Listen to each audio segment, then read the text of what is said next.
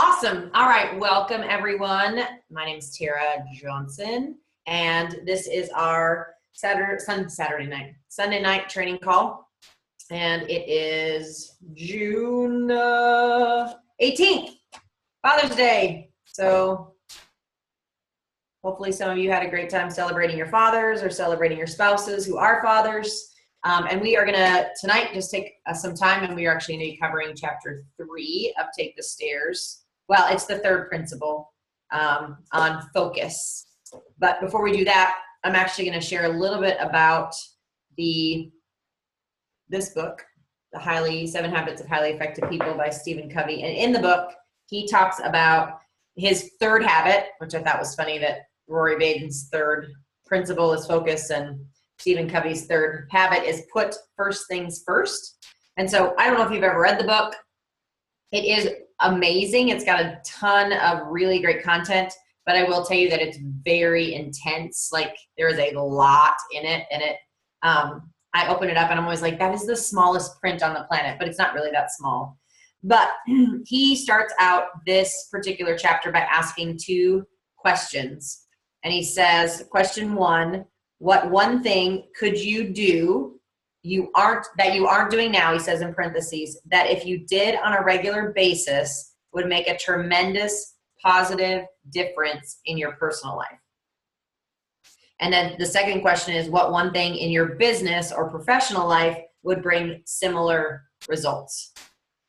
And basically what he says is habit number 3, put first things first, is just organizing and executing your tasks around priorities. And then how do you prioritize? Like, how do you decide what your day is going to look like tomorrow?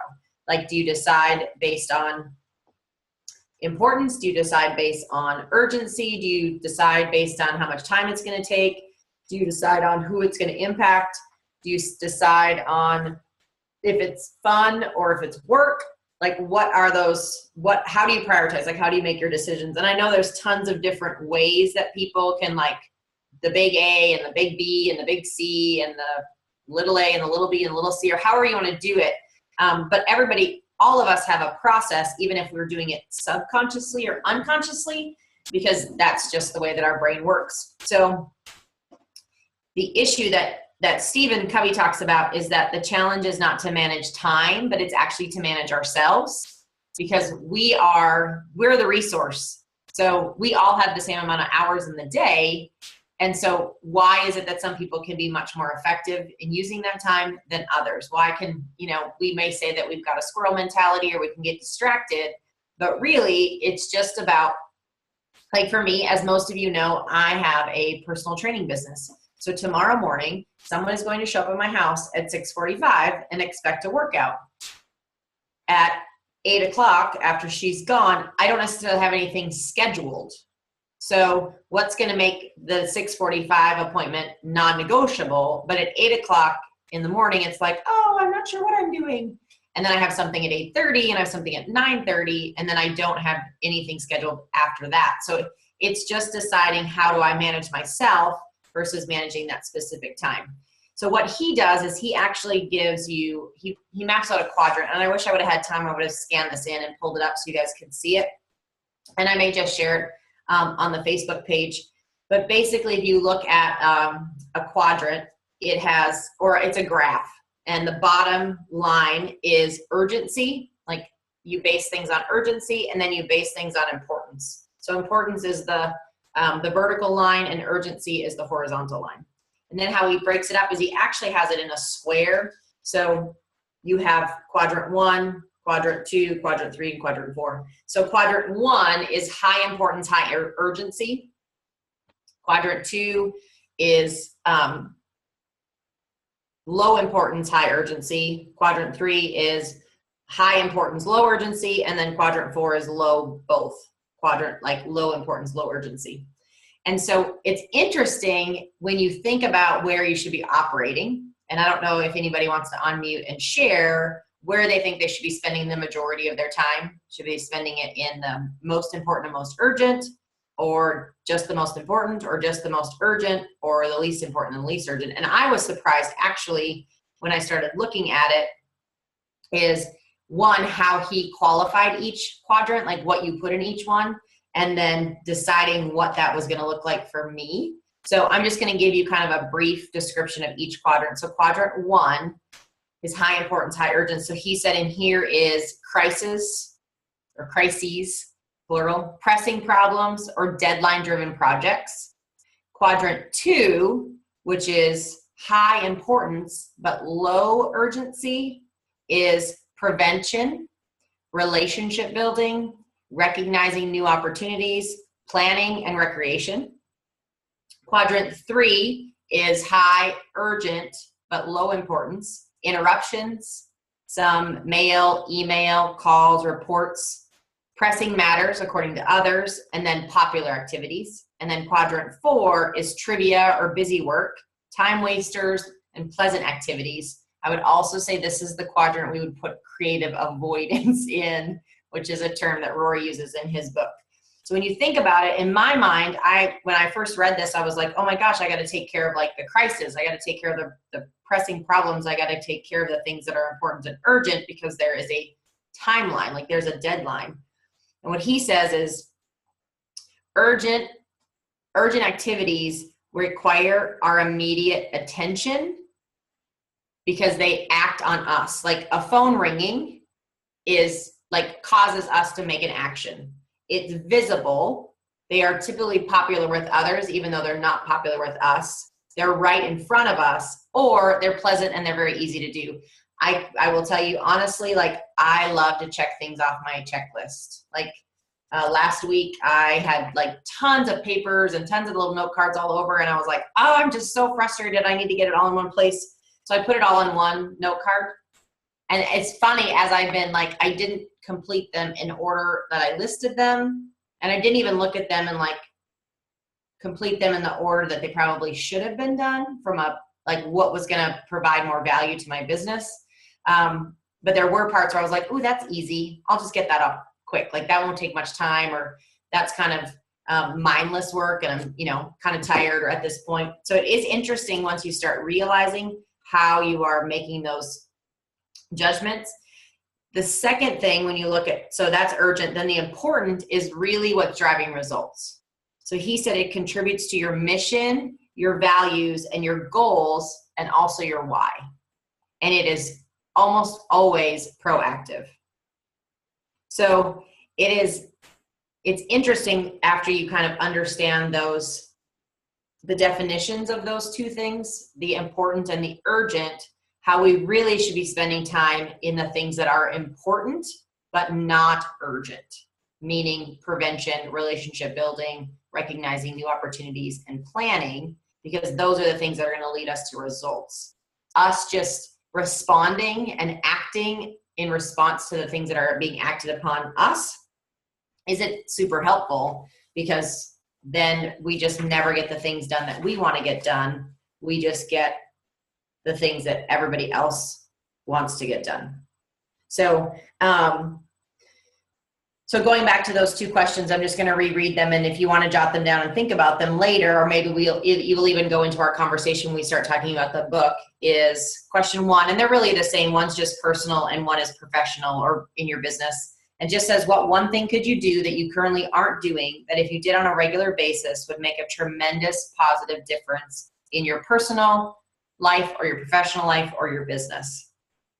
And I just think it's really impactful, because if I'm honest, most of my day is spent doing things that are urgent, not necessarily things that are important.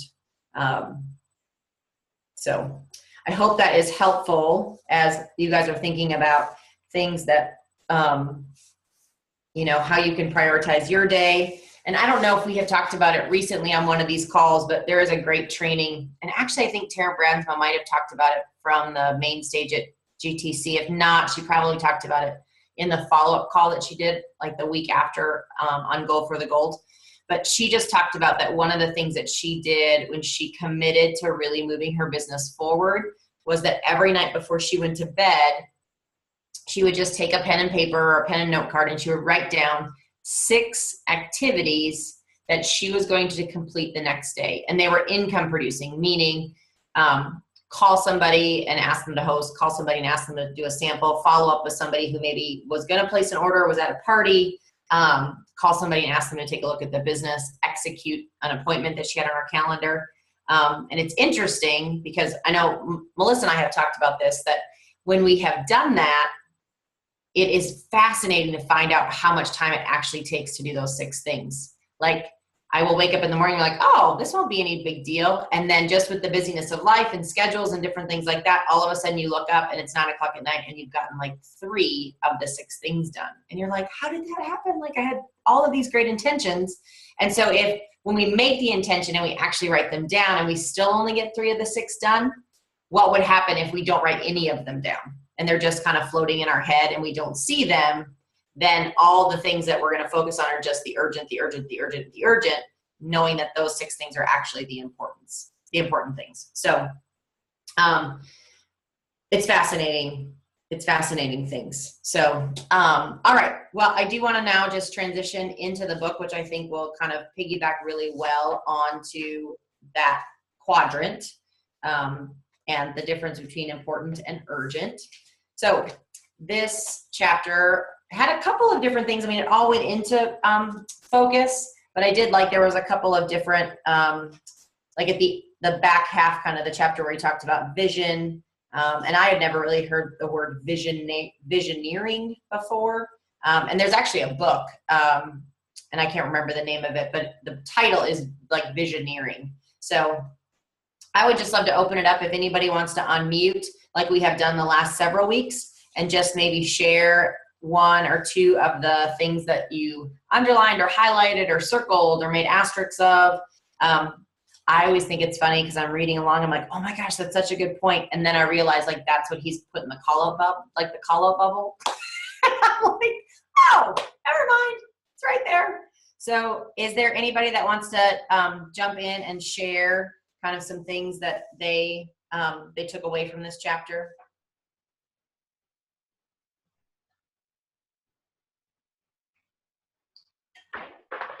I can go ahead and share. Perfect. So I really liked on page 80, I underlined quite a bit on here. It says, we tell ourselves we're busy, but in fact, we're spending hours surfing online, watching reruns, or creating make work for ourselves while the real work goes ignored. If there isn't a defined objective or outcome for the activities you're engaged in, stop doing them. If you feel that your life is being pulled towards the mindless minute of every day, wake up. That really stuck out to me and kind of hit me upside the head this week. And so I decided to do something about it. I didn't have anything scheduled for this weekend, but I've got big goals for myself in my Arbonne business. So I decided instead of just sitting on my couch and watching TV or, playing with my kids, that I would be more intentional. Mm-hmm. And so yesterday I drove down to my hometown and I set up a little stand outside of our local farmers market. And it was very slow, but out of my contacts, I got a girl who might be interested in it. She wants to do a one-on-one with me, and another girl who's interested in hosting. So instead of just sitting around, I made an effort, and hopefully, it'll be something that pays off. But regardless, it really kind of helped with my belief in the day and got me more inspired to do more. And I think that's, when you put in the little effort, it really does add up over time, and it just kind of gives you that encouragement to go and do more. Absolutely. That's awesome, Shauna. How cool. That's really cool. Because I think sometimes too in those situations, and I'm sure we have talked about it before one-on-one, but those are the moments where you can't be tied to the results. You're just really proud of yourself for the activity. Right. Like that's the thing you come home and say, you're like, dang, I can't believe I did that. Like I stepped out of my comfort zone and I was intentional. And then when you go and do that and it does end up in a result, then you're more apt to want to go and do it again. Absolutely. Absolutely. That's awesome. Being faithful in the little things, and, any customer we have, ladies, is a gift. It truly is. Yep. That is awesome. I love it. All right. Anybody else want to share? I can share a little bit. So I have a hard time generalizing these principles to every area of my life, which I'm sure everybody else does. So one part where he talks about when we're not thinking about our thinking, that our thinking just kind of takes off on its own. Mm-hmm. Like I train kids at work as a teacher to think about their thinking all the time, like when they're reading or writing, but like I never apply it to myself, like my personal life. Like, where did my thoughts just go that was so unproductive, that's not going to help me, that I just wasted whatever, you know, or not taking control of that, or like I've mastered, you know, finances and stuff like that, but what about this area over here?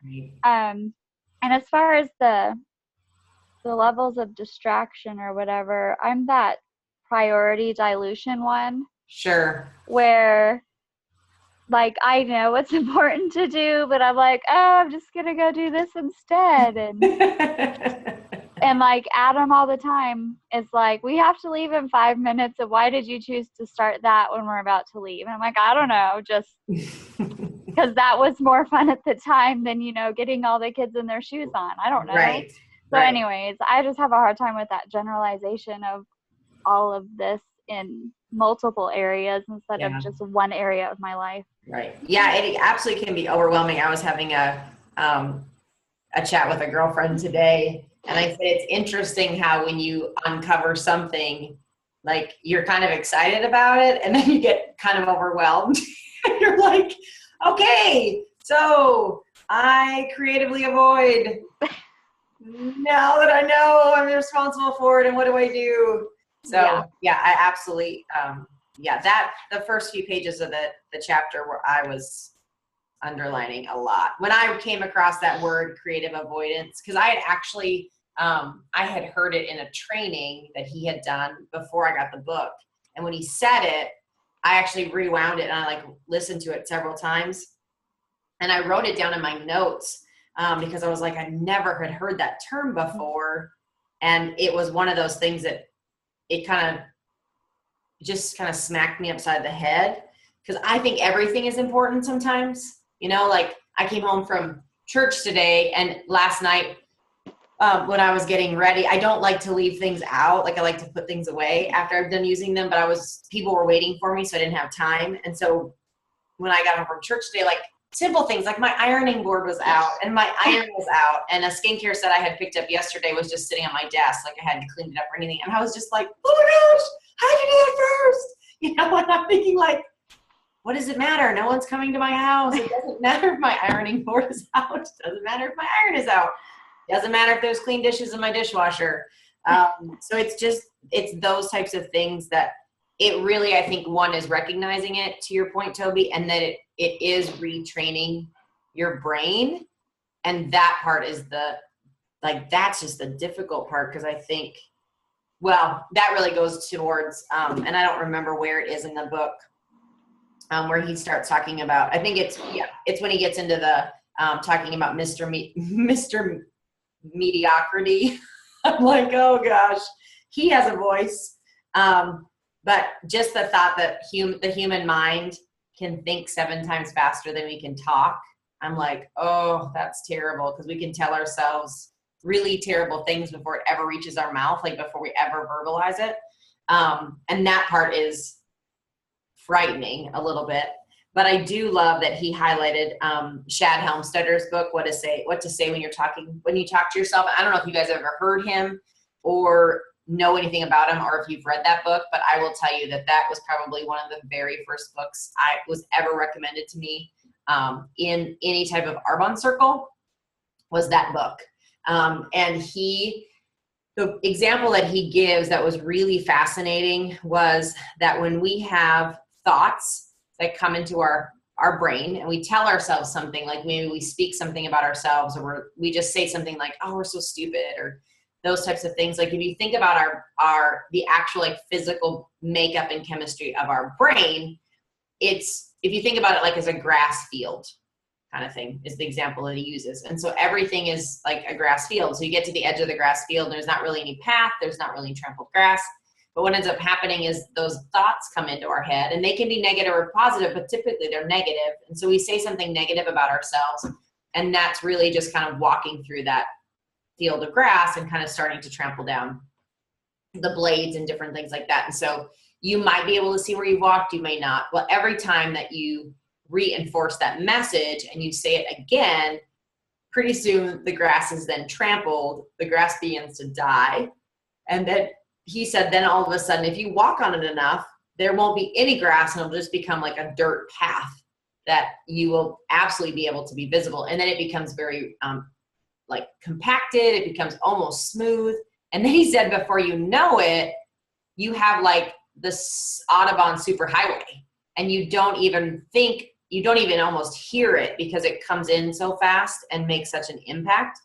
And so when he shares that, you're kind of like, oh my gosh, that's terrible. Like, how do I fix it? But the great part is that as much as we can then make those roads of negative thoughts, we can also make the roads of positive thoughts. And if we stop walking on the road of negative thoughts, the grass will begin to grow. Like the seed will fall eventually, and you'll end up kind of having overgrowth. Any place that you go, it may cover with weeds or grass or whatever. So if you haven't ever listened to anything by Shad or read any of his books, they are phenomenal. But that's the one that is his most popular, is what to say when you talk to yourself. And there's another story of his that's really cool. I actually have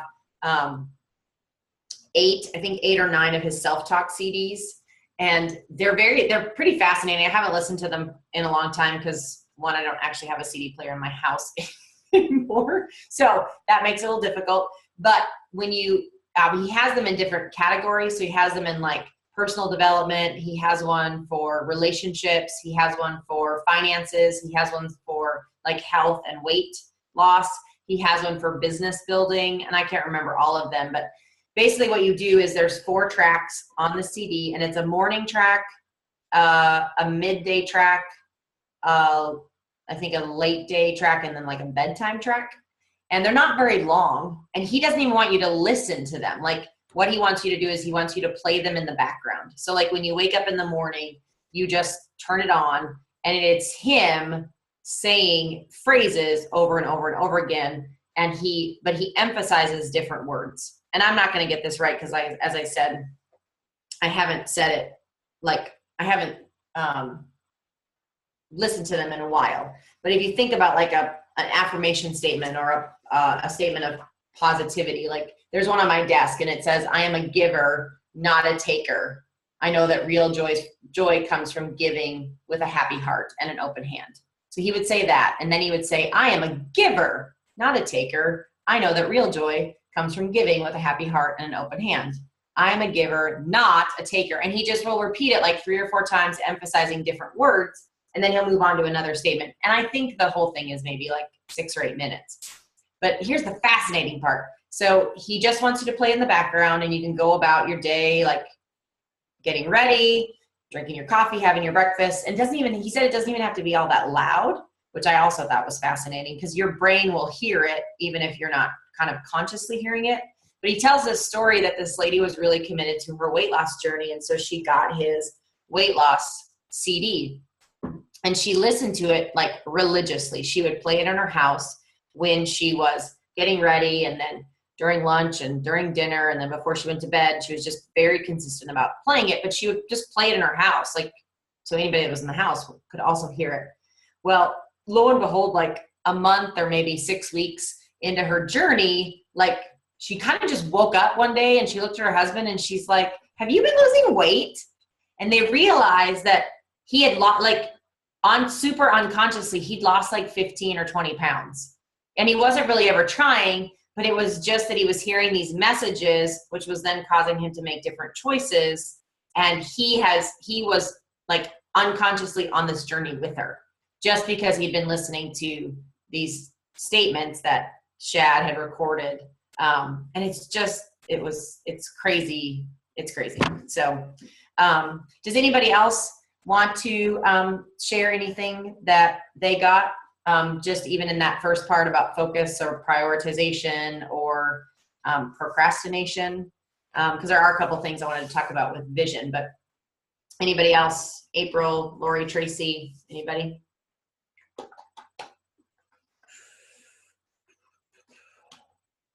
I'm always going to do awkwardly waiting because it takes somebody a minute to unmute. Lori, there you are. Hey, I was just going to say, just on that, I think one thing that stood out is if I put a time limit, because I can find creative avoidance all day, every day. And I found if I just say, okay, I'll do this thing, but in 30 minutes, I'm going to do this and only that. And then I just have to kind of like go somewhere where I'm not distracted. Because I'm like you, if there's something out, or I'll find 100 things to do and put away and organize. So if I just set that time limit, it's much easier. Yes, absolutely. That's awesome. That's really great. One thing that I have found that I thought, well, I think maybe he We're not talks getting any about more it stuffed animals. in here. Let me see. Oh, yeah. When he talks about the voice of Mr. Mediocrity, it's on page 85.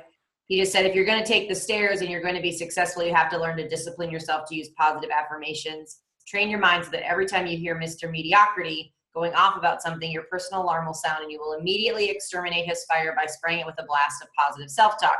This will feel stupid at first. Actually, it might always feel a little silly. I will tell you right now that most people do not want to use positive affirmations, but remember, successful people do what others don't feel like doing, and that is why they get extraordinary results. And so I'm just going to share personally about maybe 6 weeks ago. I've never really bought into affirmations, partly because I was in a place for a long time where when I would say a positive affirmation, all I would hear in my head was liar. Like I would say like an I am statement, like, you know, whatever, like I am a giver, not a taker. And then it would be like, liar. I was like, ah!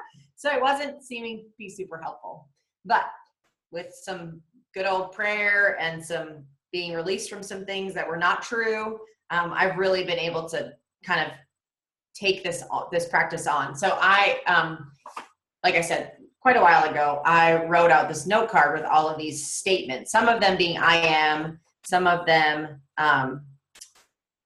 not, but most of them were started with like an I am statement or maybe even like an I believe statement.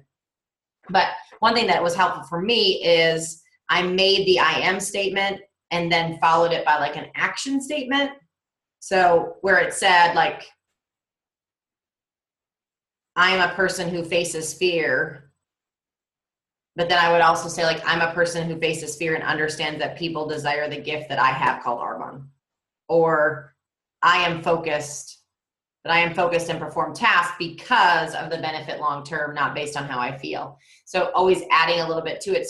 So then it was about a choice or it was about an action. So I would carry it around in my little notebook and I would try to read it. And, trying to read it, even though it only takes 2 minutes, seems kind of like, oh, that's so, I kept finding, of course, avoiding times to read it. So what I did, which also seemed totally stupid and silly, is I actually recorded myself saying them in my own voice on a voice recorder app that I downloaded for free. And so I recorded them the first time and I went back to listen to them and they were good. But it was just real sterile. I was like, oh my gosh. So then what I did is I found a really cool song that I really love. And so I just ended up playing that in the background. And so that's really like playing super softly as I read the statements. And that takes like 2 minutes and 5 seconds. And then the song finishes for like the last 5 minutes. And so it's like 7 minutes total. First 2 minutes are me saying my statements. And then the last few minutes is just the rest of this. It's a worship song. So it's just a bunch of worship music. But I've committed to listening to it every morning. And because I don't have to do anything other than press play, it can just play as I'm brushing my teeth and I'm going to the bathroom and I'm getting dressed and I'm putting on my mascara, my CC cream. I can even listen to it while I'm in the shower because I can hear it or I can put it, someplace where that's close to the shower. And it really has been crazy impactful. Like I thought it would be silly and stupid. But it's not.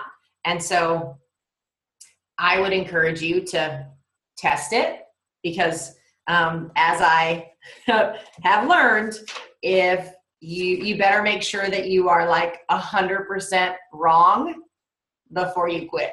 Like you got to be wrong about it before you decide like this doesn't work. And you don't know if you're wrong because if you've never tried it. So that may just be something that's helpful for somebody. I don't know if it will be or not, but I didn't love reading them like on a daily basis, but it's much easier for me to just hear them. And it's been said that hearing them in your own voice also changes the way that you can hear it, just because that's the same voice that most of us are talking to ourselves in. So anyway, just a little tip and trick. So I just want to finish as we transition. I just want to talk a little bit about the last few pages of the chapter, and that's just the visioning. And I know you've heard somewhere about vision boards.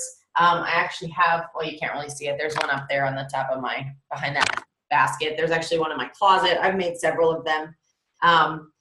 But what I did probably, I guess this spring, was what he had talked about in that when he talked about page 91, where he talked about my life visioneered, and how he sat down and he wrote out a detailed description of what he wanted his life to look like. And so I have started to do that. I've gotten a couple paragraphs written, but it's not complete. But I will tell you it's really difficult to do because you feel kind of silly and stupid.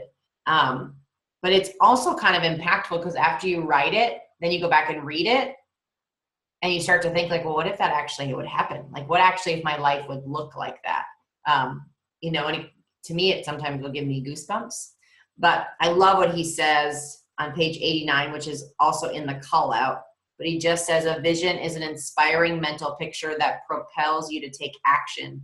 Your vision is important because the amount of your endurance and the intensity of your focus is directly proportionate to the clarity of your vision. Because the more clearly we can see where we want to be, the more we're willing to endure and the more we're willing to intensify our focus.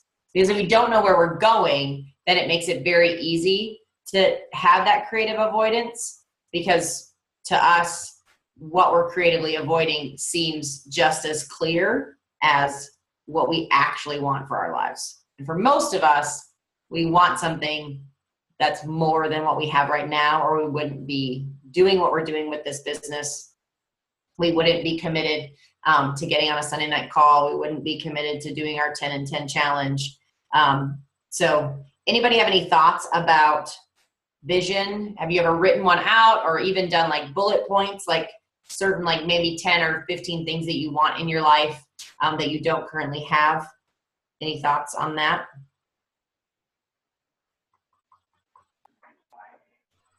I had never done any kind of a vision board or anything until we had that retreat back in January with Missy. And as we were making them, I kind of was thinking, this is silly. I'm never going to use this. I tell you, I put it behind my computer. And so when I'm sitting there working, I'm looking at it. Yeah. And I can't tell you how many times I've kind of referenced it and just kind of sat back and thought, okay, yes, I want that. I can do that just by looking at that. So it's been a big help for me, a lot more so than I ever thought it would be. It's great. Yeah. I actually went into, and you guys probably have, I don't think she's ever shown it on the calls, but when you walk into Melissa's office, the wall that her laptop sits on is just covered in these little, like it's just taped on the wall, these sayings or pictures or whatever.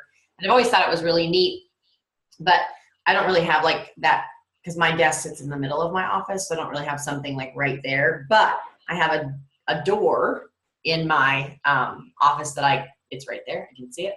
And so the beginning of this month, I actually printed off like the Picture This incentive and the Californian Dreaming incentive pictures, and I just taped them up there. And it's amazing just because you think like maybe you're going to forget about looking at them, but every time I look at them, I'm like, yeah, I want to go spend the night at the Montego Beverly Hills Hotel and have a $1,000 shopping activity, even though I don't even know what I would buy, because other than wearing some silver hoops, that's about the extent of my jewelry collection. But I just think like that would be cool. I've never been to California except for to be in the the LAX airport, and for somebody to like fly me out there, like that's amazing. And then when I found out that I don't know if you guys knew this, I didn't know this because I thought it was the 36,000 new and you volume in June, July, and August combined was like new and you in June, new and you in July, new and you in August. And so the new people wouldn't necessarily be new in July or August, but they're actually going to let you, everybody that's new in June will count for July and August. Everybody that's new in July will count for July and August. I was like, dang, I can get some people to join my business. But totally agree with you, Shauna, because it's just, I've started to post some scriptures up there and just some phrases that, I can actually see and read. And I think there's such power there's just power in words. There's power in visualization, and even if you're not actively meditating on them, when you see them, they're making an impact. Like our brain is powerful enough to see it, even if we're not like seeing it, if that makes sense. So yeah, I love it. That's awesome. Thank you so much for sharing. Tracy, I saw you shaking your head, and I don't want to call you out if you don't want to share, but did you have some thoughts on vision boarding, or have you done that before? Or would you be willing to share anything? No, I've actually never done one. Okay. But I think it's neat. I think it would be helpful. I'm a big list maker. Okay. So I could see how it would be beneficial just to have things to look at and I'm very visual, so I could see how it would be helpful. But no, I've never done one. So I thought it was very interesting. I liked that part of it. I could see how it would be helpful. Yeah. And it's not difficult to do. It's just, usually getting some old magazines, or you can even go on these days, you just go on the internet and like get an image and print it off and cut it out and, slap it with glue or decoupage tape on a piece of whiteboard or whatever, whether it's a word or whether it's a picture, or you just cover a board with a bunch of white Mercedes. Like that probably is motivating, or just a bunch of dollar signs. I remember at one point, this was a couple of years ago, somebody had made like our Arbonne paycheck, because most of us don't get an Arbonne paycheck, it just gets directly deposited, but they had made a paycheck and then they had written it out to themselves for $1 million, and then you could like date it. And the theory behind it was I don't know if you guys are familiar with the Jim Carrey story about the check that he wrote to himself, but I think it was like 18 months. I don't remember when it was. But anyway, the story goes that he actually took out his own paycheck, like his own checkbook, and he wrote himself a check in the amount of $1 million. And he folded it up and he put it in his wallet. And he said, one day I'm going to get paid $1 million for my job or for a project or whatever. And at this point, like he was a no name, like nobody knew who he was.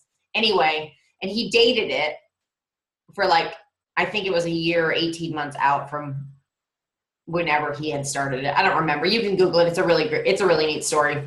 But what ended up happening is he ended up getting the lead role in The Mask 3 weeks before the date that he'd written the check.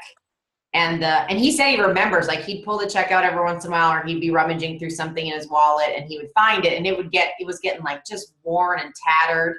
But he'd look at it every once in a while. But anyway, he ended up getting the part in The Mask just before the check expired, and they ended up paying him $1.1 million for his role in The Mask. It was just a crazy just some will call that just a coincidence or luck. But it's really, that part is cool. And I was just going to mention this idea, Tracy, because you said you really like lists. I don't know if you've heard this ever in a training, but one of I think it might be Emily Martin, EMVP Emily Martin, but she talks about, it's either her or maybe her sister, I don't even know. It doesn't matter who it is, but what they will do is they will look at the amount of activity they want in their month. So if they're going to book 8 parties, or if they're going to, book 15 one-on-ones, or whatever you want to do, but they use the example of 8 parties. So what they do is they look at their calendar and they pick out the dates they have available, and then they make a list of the reasons that they have an Arbonne business, or statements like, without Arbonne, I will not have, which is the list I have. I have a list of, I think it's 12 statements, and I've added to it, but it just says without Arbonne, I will not have a fully furnished home. without Arbonne, I will not have the ability to take multiple vacations each year along with going home to North Dakota. Without Arbonne, I will not have a new and paid for car that is under warranty. So just making those like statements, but you can flip it around and say like, I'm building my Arbonne business because I want to stay home with my kids, or I'm building my Arbonne business because I want to be able to take my kids to Disney World, or whatever it is, doesn't matter. And so what you do is on each date and event that you're going to book, you attach that activity to that particular why or that particular statement. And so then if you don't book it, it's like, oh, well, that why must not have been worth it. Like, whether it's like one of mine is, without Arbonne, I will not be able to tithe and give an abundance to organizations that I believe in. So if I tie that to an activity or a date, and then I don't book that activity, it's kind of like, well, I guess tithing and giving to organizations wasn't all that important to me, you know, and it makes it like, but it is, I promise it is, you know, and so it's just, that part is really fascinating. So you can kind of take that vision idea and tweak it a little bit to even be very specific and very attached to things. Because then it kind of, it's almost like putting skin in the game, you know, like putting a deposit down and then requiring there to be payment, which is, you know, awesome. I did love that he shared his story about what he had put on his, you know, he had written out, and then how it actually came, you know, like how he said, like it was going to be impossible. I did not know how it was going to happen. But not only did it happen, but it happened much faster than he could have ever imagined. So it's awesome. So anybody have anything else they want to mention or comment? It's it's about 10 to 10. So I want to respect everyone's time and wrap this up. Awesome. Well, just in closing, I'm just going to read the last paragraph. Well, it's not really the last paragraph. Well, yeah. The second to last paragraph of page 97, it just says, by consciously shaping your thoughts, you'll be consciously shaping your attitude. Once you have a strong attitude, then sound actions are guaranteed. And with sound actions taking place, success and real results are inevitable. And I love that, because what that means is we have 100% control of shaping our thoughts. And we all know what you think about, you bring about. And I mean, there's so many things about that. Like, what you think about, you bring about. If you believe you are, or you believe you aren't, you're right. So it's just those ideas of, like Keith Kochner says, the dominant image in your mind will determine your destiny. So what are you dwelling on? So it is just constantly reminding us about what we think about actually will happen. Like, when we speak out truth will shape that character, and character will turn into habits, and habits will turn into actions. So, all right. Well, you all are awesome. We, as Miss Zoe says, we love getting together and seeing everyone's faces. Next week will be the last week of the month. So we will start off the call on the 25th with just some closing tips for the week. Melissa's going to cover chapter 4, which is integrity. And then the following Sunday, Miss Shauna is going to lead the discussion, and she's super excited about that. And we'll be talking about chapter 5, which is scheduling, I believe, is the next one after that. So just more about all sorts of discipline tools. So anyway, you guys have an awesome night. Lori, enjoy your time in Gatlinburg. Shauna, Toby, Tracy, thanks for jumping on. April, I think, was on at one point and then hopped off. So love you, ladies. You guys all have a great start to Monday. And go take on the world. Woo! Thanks, Sarah.